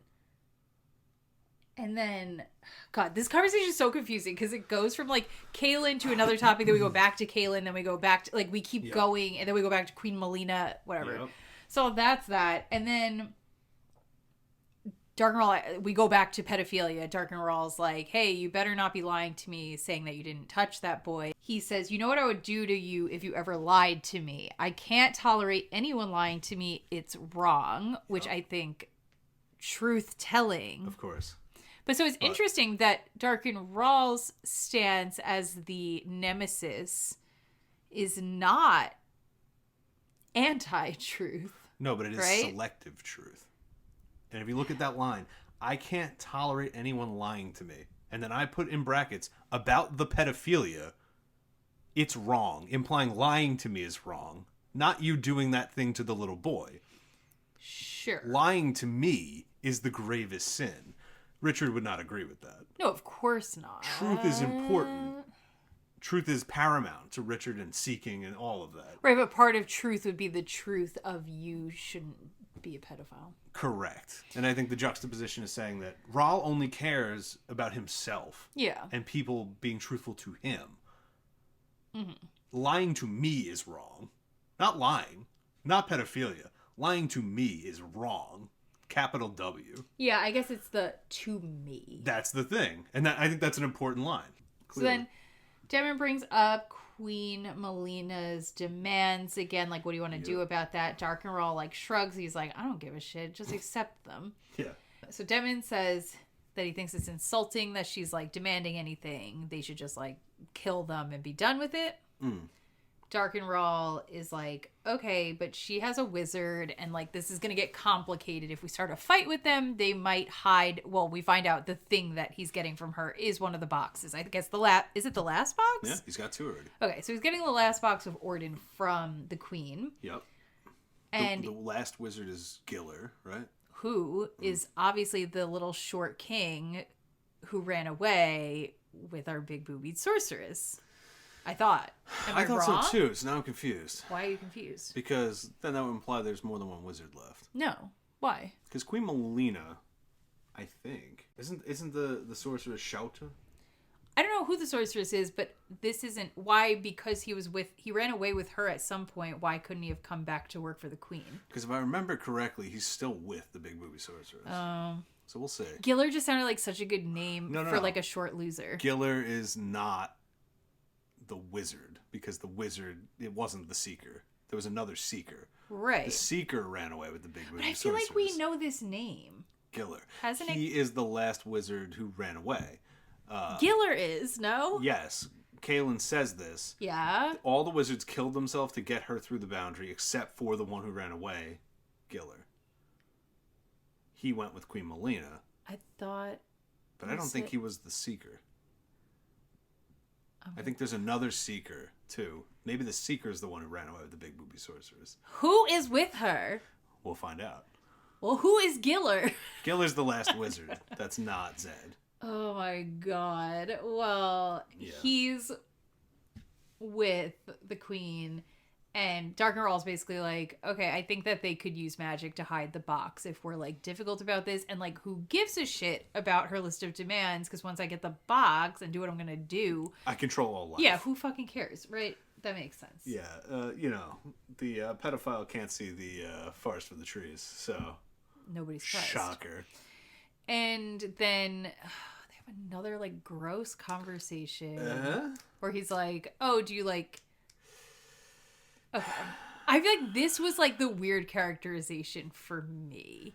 Oh man, I don't know. Maybe it is. Is it good characterization? Is it weird? Is it bad? Is it just making me uncomfortable? I'm not sure. It might be just making you uncomfortable. It's not. I don't know. Well, Darken Rahl's like, oh, like basically, like I like watching her squirm also by like dragging this out, and he tells him that by like asking Demon, like, isn't that what you like to do with the children? So I think it's interesting because through this conversation, Demon is showing himself to be very, like, ashamed, I guess. Yes. So I'm kind of, like, trying to understand their relationship to their evilness. Where I'm like, are y'all brazen about it? Like, are you guys just being like, we don't give a fuck. I don't actually think it's bad, or I know it's bad and I don't give a shit because morality is subjective and I'm doing what I want. Where's the shame coming from? I think the shame is natural. I think that the implication is that the only person unashamed of their evilness is Darken Rahl. And he provokes everyone else, and he really enjoys stepping on their shadows by wearing his on his outside and saying, I have nothing to hide and I am good for being evil. Mm-hmm. But so, like, what, Demon's not on board with that? He is for Darken Rahl. He's saying, everything you do is good. Everything that I do, though, I am a dark, petty little whatever. Yeah, it's just interesting. It's interesting. It's odd. I don't know if it's odd. I don't know. I'm like, does that make sense? Yeah. So then we get another drama-filled moment. Oh my god. So they agree to leave to go see the boy that Demon brought. And before they reach the door, oh my god, Darken Rahl stopped suddenly. He spun on his heels, his robes flinging around him, and he said, "What was that sound?" Didn't you hear it? What was that noise? And he said, "There." Rahl thrust out his arm. A single white petal had fallen and hit the floor. And dramatic-ass Rahl, red-faced, starts screaming like a baby. Yeah. He's shaking, his hands clenched into white-knuckled fists, his eyes filled with tears of wrath. He was too furious to My speak. man is crying over a petal hitting the ground. Right, so, like, there's definitely a thing with, like, him versus Richard with, like, resiliency as a quality that we are... Yeah. My dude's got 0. Yeah, Darken Rahl clearly has, like, no resiliency whatsoever. No. Yeah, and where Richard, we're seeing, you know, he's always like, oh, there's a prophecy, you're gonna die. And Richard's like, it's all right, let's keep going. So that's I don't know. Yeah, so he freaks out and he sends one of his guards to go murder someone. How does he do it? How does he? Oh. And then he takes the spit-covered petal and he sticks it to the forehead of his guard. And then the guard's like excited to be like, hooray, I get to kill someone. Yeah. So then he goes to cut someone's head off. Yeah, it's interesting. It's fine. They're characters. Characters don't always have to like reflect real people because they can kind of be like symbols of ideas, which is how I'm taking this sort of story. Yeah. But it is definitely like, I don't know, is it like, this many sociopaths all together in a room, sort of in this like jazzy, I'm a pedophile, I can't wait to go execute somebody I love. I don't know, I just don't think that's really how it works. I'm absolutely torn asunder by a petal hitting the ground in my father's tomb. Someone needs to die. Yeah, all three of those guys everyone's just hanging out. Like, hooray. I don't know, this is this is like a stripped down fantasy version of like a Chuck Palahniuk like plot line where he'd just be like, Dahmer's in the room with like all the serial killers are hanging out and their extreme personalities are just bashing up against each other. It just has I think in reality this has a much more like complex, rich, weird like the motivations are all very strange and correct, confusing. And I think typically in fantasy we'd be painting these people as like goblins and orcs. Yeah. Where you could just be like, they're dumb and evil. Right. And now it's like, no, they're people and evil. Yeah, but I think it's dumb okay in a way. I think if you're trying to read this as like, this is how humans in real life behave, then you're going to be upset and disappointed because that's not true. Yeah. But if you're reading it like more allegorically, metaphorically, like they're more like symbols of parts of people distilled into like humans, then it's fine. It like works okay. Yeah. So it just kind of depends. Like if you want everything to be like really nuanced, like humanity, the experience of like a nuanced human. Sure. Don't come here. Don't come to Dahara for that. No. Keep going past that exit. But if you're okay with just sort of like getting like morality via like, and considering concepts via these like human vehicles, we're doing better. Yes. Agreed. So they end up, so Darken Rahl is like, okay, go kill a guard because a petal fell. Darken Rahl's being like, why did they mock me with their carelessness? And to Demon, and he's like, am I too harsh on them? And then Demon's like, no, you should be torturing them. See, like, that's what I mean again about, like, that's not how, like, bad dictators talk. No, this is how, like, if you're writing, like, imps in the underworld talking to Satan. Yes, like, that's what this feels yes, like. Exactly. It feels like we're, like dancing, like, winged horrors. Being like, no, you should rip their bones apart, master! And him being like, oh, I don't know. Maybe they just hate me. And like fires like going and people like stabbed on spears being like, like, you know? Yeah, except we're just like hanging out in some guy's house. Yes. And so like, it's hard. If you're taking it more like that, then it works. But if you're trying to be like, oh, is this what like evil regimes, is this how they talk? It's like, I don't think so. We're reducing this down to far too simple terms. Correct. For that. That's the thing. It's simple and not realistic because of how simple it is. Not because this level of evil doesn't exist, but it would be much more nuanced and kind of interesting to do it humanly. Yeah. So they're walking through the palace and we're kind of getting like descriptions of what different parts of the palace look like. Lots of flowers and vases, which like I'm pretty sure are like motifs for like badness. I guess. In these books. Yeah. Because like cutting the flowers. Oh, yeah. Yeah. True. Oh. Back to the Michael's garden. Exactly. Yes, that's what I'm saying. So like cultivated nature seems to be like we don't major theme. We don't like it. Yeah, wild nature good, cultivated nature but still in a garden kind of bad. We're like cutting all the flower heads every day so you can have like this beautiful opulence on tap basically. Very bad. Evil. You love pedophiles. That's where we're at. So we're walking through the beautiful part of the palace, and then we enter a part of the palace that is covered with warm brown oak panels, fireplaces, candles, mood lighting, beautiful paintings of the Daharan countryside. What did you make of this? It's giving like Playboy Mansion. Like it's kind of like this like repping the brand. Wait, what? Aren't you like a Playboy Elite Club member now, or? Yeah, I've got VIP status because I bought too many Playboy T-shirts and hoodies. I don't know. So that's something to be proud of. We should honor that. We're celebrating. Anyway, today we're celebrating my Playboy. But yeah, it's status. Giving like. No, it is. Okay, fine. Like that's not exactly mansion. Not what I was asking. Well. But yeah, sure. That's what you make of this. It looks like the Playboy Mansion. In a way, it looks like it looks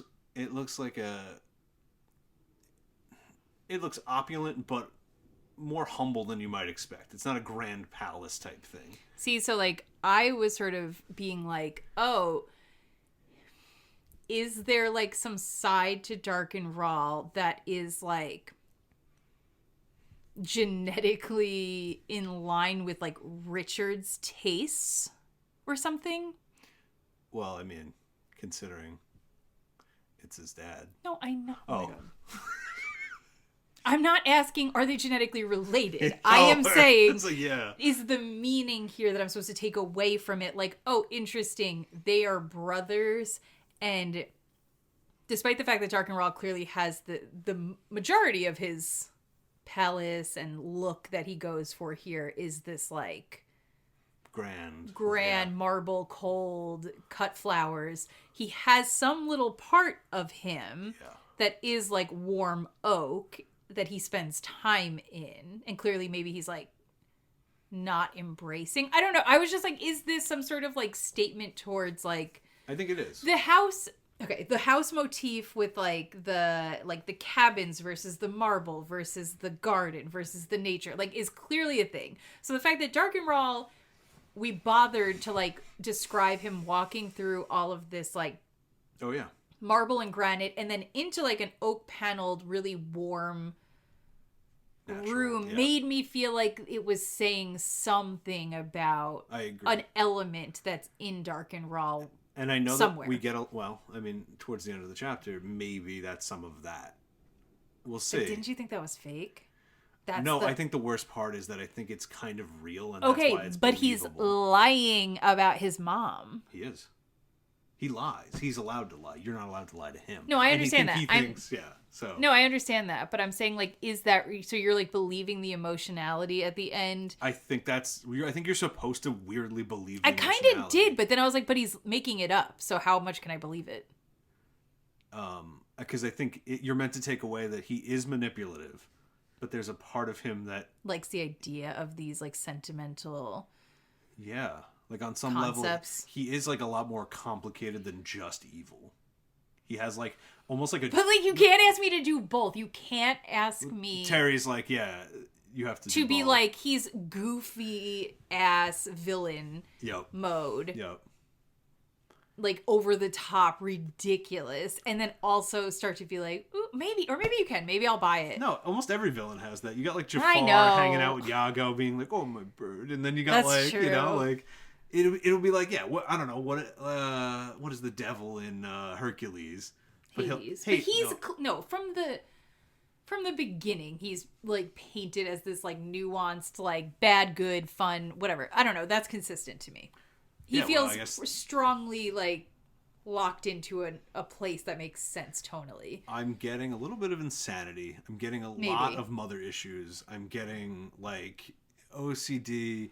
I'm getting like truly sociopathic, and then also maybe a little boy. Like there's lots. Definitely going on lots of little boy in this man's head, and he's got a ass ton of power too. So I think like I don't know if it's gonna work overall, but Terry's trying to say Darken Rahl's got a lot of elements to him, and maybe that's why he's just so powerful and so evil, because they don't mix well. Yeah, maybe. Not that it's realistic, but maybe just like pretend for this guy.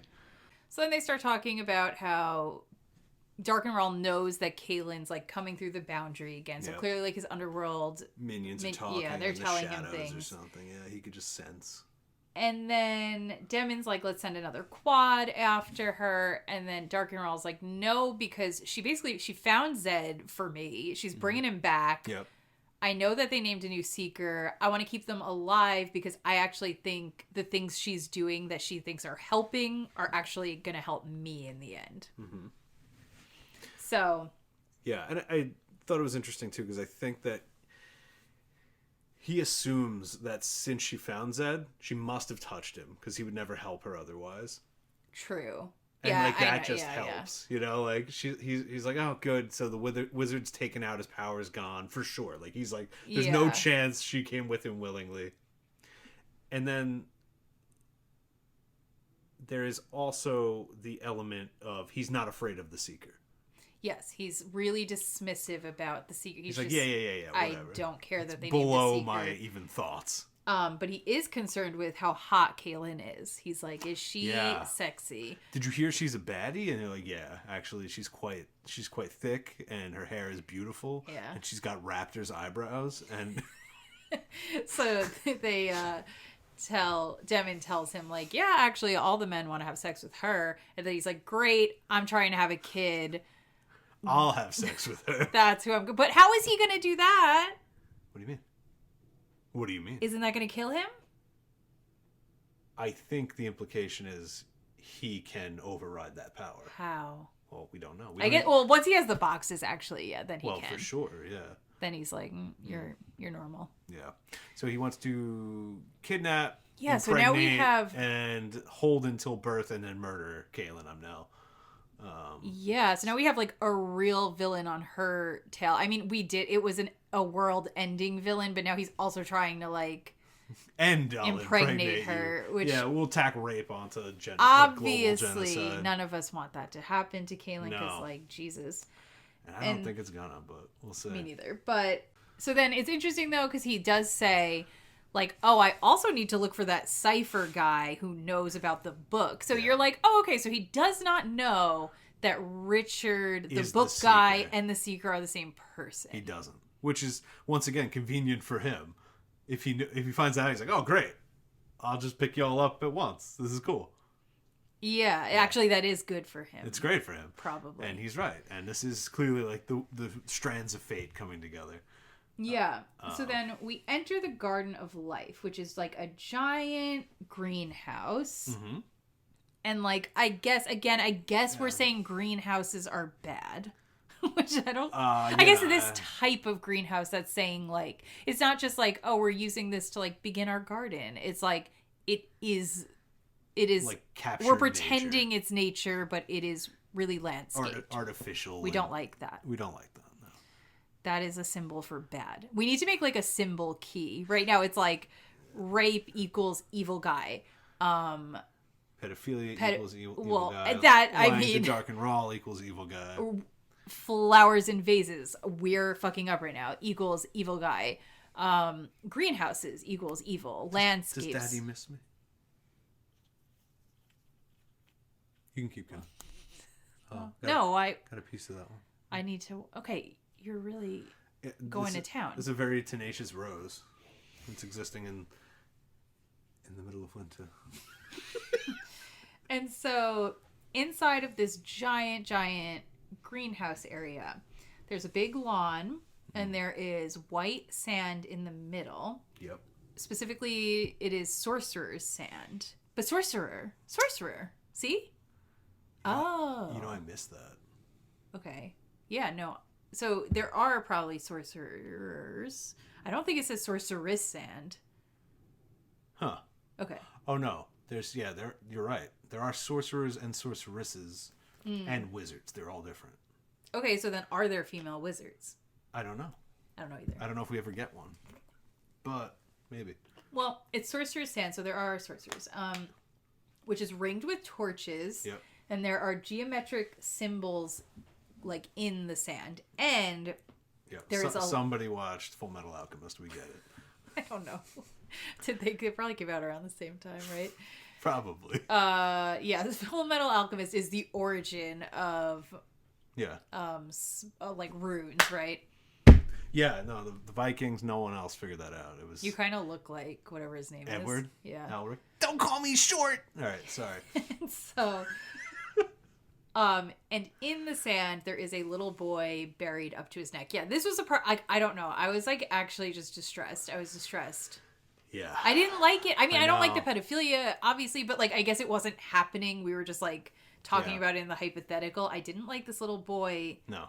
buried. He's buried. He's in a very compromised position, and being a child in this environment is already compromising. But now he's like ready for the slaughter. He's a lamb. He's a lamb prepped for the slaughterhouse, So, and it gets worse. The boy, I mean, sort of. Just because I know. Well, something bad's obviously happening. I actually did remember this though. Once I had the image of the boy buried in the sand, I was like, oh yeah. Yeah, me too. And I'm quite sure I remember how he meets his maker, but we'll find out. It's not nice. I don't want to do it. I know, but we're gonna do it.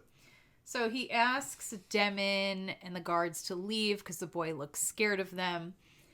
He asks the boy if Demon like hurt him or touched him, and the boy says no. And then there's like an ant crawling on this child's face. I didn't like that. I know.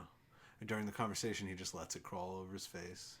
Yeah. And then at some point, when he finally breaks ground a little bit with the boy and gets him on his side a little bit, he reaches out and so it's like hella just super manipulation, just truly dastardly evil.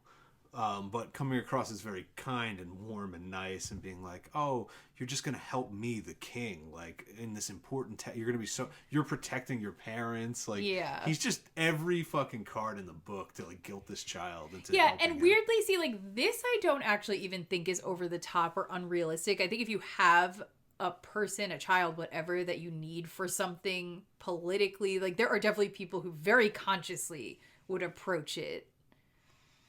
Agreed. By being really like laying it on thick, doing this like this, I believe this is definitely evil.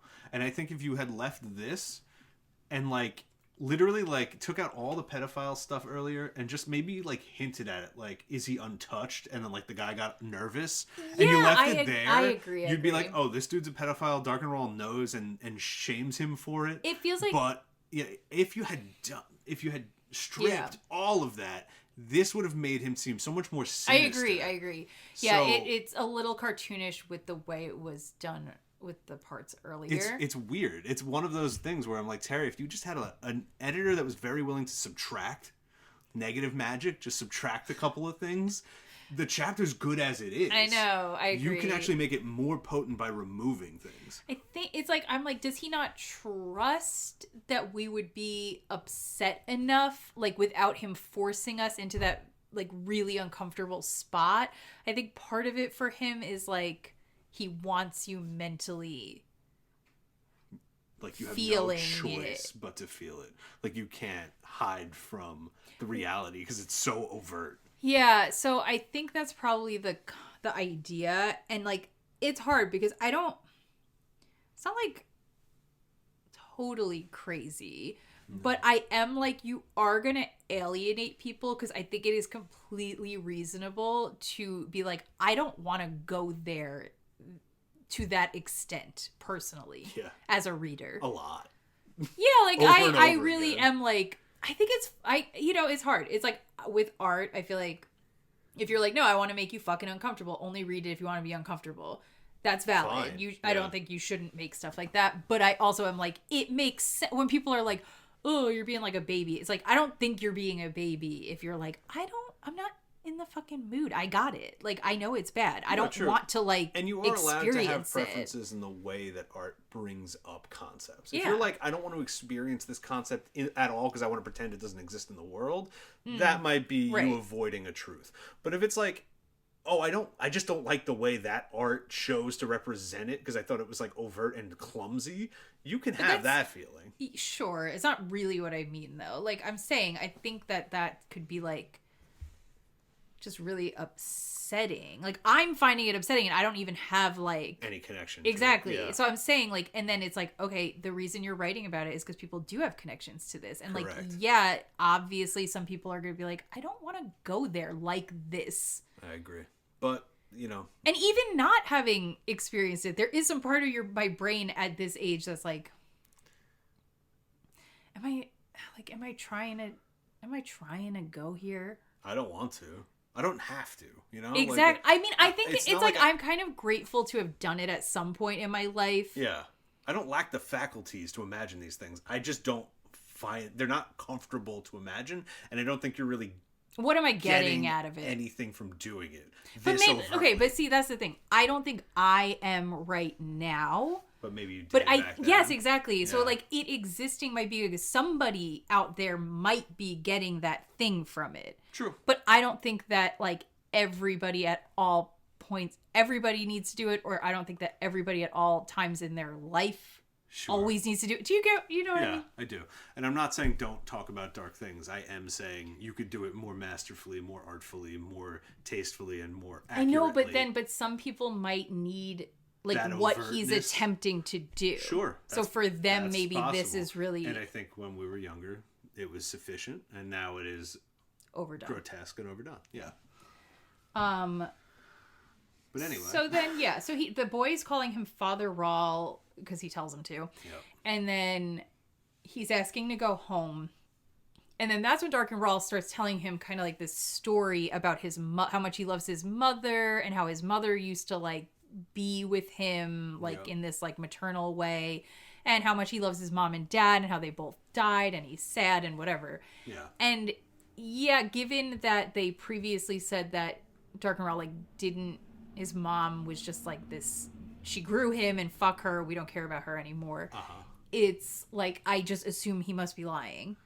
Yeah, of course. So then again, I guess we're reinforcing like, okay, true, lying to me, bad. Lying, though, okay. Yeah. So that's like, okay, so maybe he is like the liar. Yeah. I was saying he wasn't, but he kind of is. Kind of is. Yeah. Yeah, he kind of is.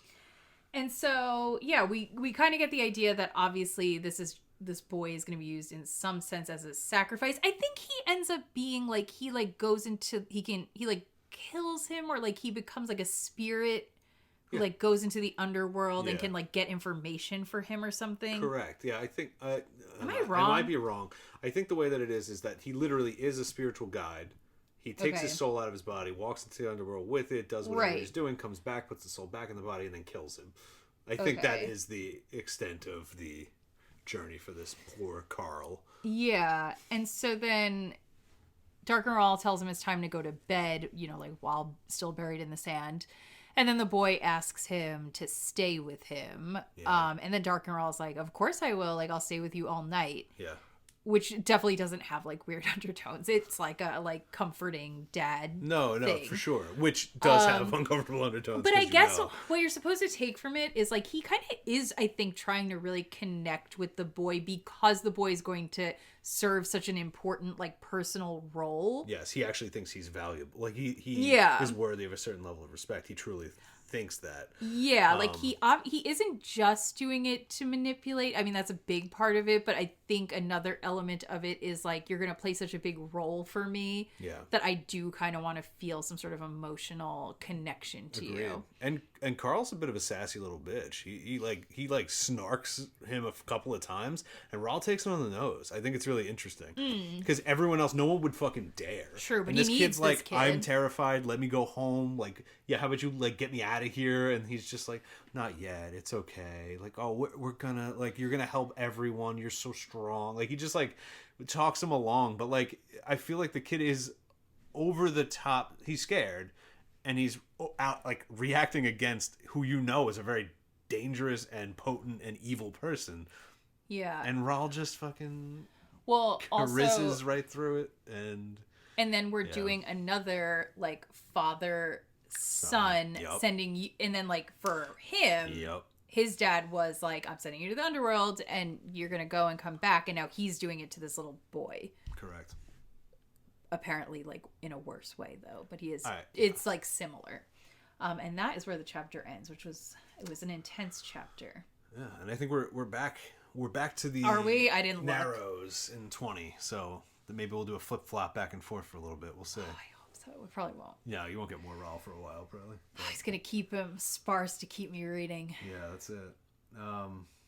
Poor Carl. Yeah. So anyway, I found this actually quite disturbing. It was fun because I was like, oh, Darken Rahl is such a little sassafras, and I'm enjoying that. Absolutely. And it's all the drama of it all. But then the fact that it is infused with like so much shit that I'm uncomfortable with, that I don't like reading about, kind of sucks. It does. Yeah, hopefully he'll tone it out. Hopefully he'll expand upon Rahl's inner world a little. Keep Demon out of here. Demon needs to, and I know Demon gets yeeted, like I know it in my soul, because it'll be like, good. It needs to happen. Yeah. I don't even know if it is good. I just know it is like decisive. I hope Zed does it. That's what I hope. You want him melted? Yeah. You want him fucking like turned into paper? Yeah. I think Zed could do it the worst. Absolutely. So. And he should. And he's cool, so. Yeah. Nah, don't you want Richard to just like gun? No, I want Zed. Or Kahlan. Damn. It might be Kahlan. Actually. That seems fair. Bold prediction. Kahlan confesses him and Richard like lops his head off or something. Like a 1-2 combo. We don't. Okay, yeah. Bold prediction, guys. All right, so we're going to do our shout out today. All right. Today's shout out is drum roll. Swish is going. Can you? I'm not going to drum it. Captain Erica. Ta-da! Hey, you are today's shout out. Thank you so much. We love you. Roses for Erica. Roses for Erica. Okay, first. Number 1. She's my English major BFF. interpretation essay writing queen. Yes. If you are listening again, or if you're on YouTube and you like don't go in the comments, go in the comments. Mm-hmm. Go back to click on each episode and look at these fucking comments, because Erica's adding a whole other like fucking hour of content to this shit. There's the text, there's the subtext, and then there's Erica's text, which is greater than the other two. I'm telling you, it is there's analysis. It is in depth. First of all, she helps answer questions and somehow is doing it in a way that doesn't spoil the book. Like maybe a little, but only like for shit that you're like, who cares? And shit that we're talking about. Exactly, You know, like relevant. Yeah. So she like clears things up for us. Wonderful. But then she also adds a lot of actual like character study, themes. Oh yes, absolutely. Like we are getting information. Is there a bibliography? I haven't seen it, but it's got to be many. So Erica's lines long. killing it. I love it. Love. This is exactly the level of intensity I want to dig into things with, and you're bringing it, so it's perfect. We love analysis. That's kind of, you know, I don't know. We're here for, we're being silly half the time. But that's true. You know, like, but thank you for making truly, it. We love the breakdowns. We love the concepts. We love the engagement, but we really, it's just so fun. It's just really fun to see other people who have sat with these books and think about them deeply. Yes. Because they're weird, and not a lot of people are talking about it. That's true. So it's great to find the ones that are and have opinions. Yeah, that's true. Yeah. And then second, I don't know why it took me so long, but it took me a while before I, for some reason, thought to like click on your user on YouTube. She has an amazing YouTube channel. Hey, let's about shout it out. Yeah, so it's, well, you can find her in the comments, but hold on. I gotta spell this right. Okay, Captain. You guys know how to spell that. Captain. What? And say it again. Erica. Airyca. Erica. Hey. And so if you go to her YouTube channel, tons of like camping, hiking, nature-based content. And it's all very beautiful, really well shot. You're a great speaker. Absolutely. I also watched your video that was about using a flip phone, and it like really made me want to get rid of my iPhone. I want to throw Great it in the video. river. You guys should watch that. And then she also has an Instagram, same name. Beautiful pictures, mushrooms, trees, leaves. If you like Richard running around the woods, this Captain gives the Erica's vibe. basically female Richard. Yeah, woods guiding in the heartland. I didn't see any woods. log splitting, but other than that, I mean, Well, it's pretty could you much, do that? Could You do that? You gonna chop some wood for us? Maybe. We'll see. Just saying. Just saying. I'll hype we it would up. watch. Yeah. I'm gonna repost it if you do. She has a lot of knives. See? Sick. And like daggers. Chase maybe coded. daggers. Chase Oh my god. coded. You got knives? You ready to cut some quads to pieces? I think so. She's Captain ready to America go. is. If the apocalypse happens, I'm moving to If she Erica's... was guiding Richard and Kahlan over the boundary, that tentacle monster would never have landed. I'm just saying. I believe it. She wouldn't even be sleeping. She'd be carrying Zed herself. So yeah, she'd be carrying Zed. She'd be making phone calls on her flip phone. She'd be at the top. When Darken Rahl's sitting there saying, my number one enemies are the Wizard, the Confessor, not the Seeker, she'd be like, Captain America. Number one. We got to send 3 quads right now. Fireball coming she'd all kill the way the to the snakes with the Oh knives. my god. It would just be like snakes would just be like on trees. Yeah. Anyway, I'm just hyping you up. Oh. All right. Erica, you got the belt in. Good job. Belt shout out. Thank you. And yeah, so anyway, seriously though, go fucking reply to her comments. I want conversations going on. Please. She's giving us the prompts. Let's talk. It's giving prompts. It's giving prompts. Yeah, we love you. Thank you so much for watching and engaging with us. Follow her, everybody. Kisses for you from Dahara. There you go. It's really sweet. And that's it. That's it. This was so long. It's long. We got you to cut for sure. But yeah. Listen, we love y'all. Love you guys. And we'll see you next time. Bye.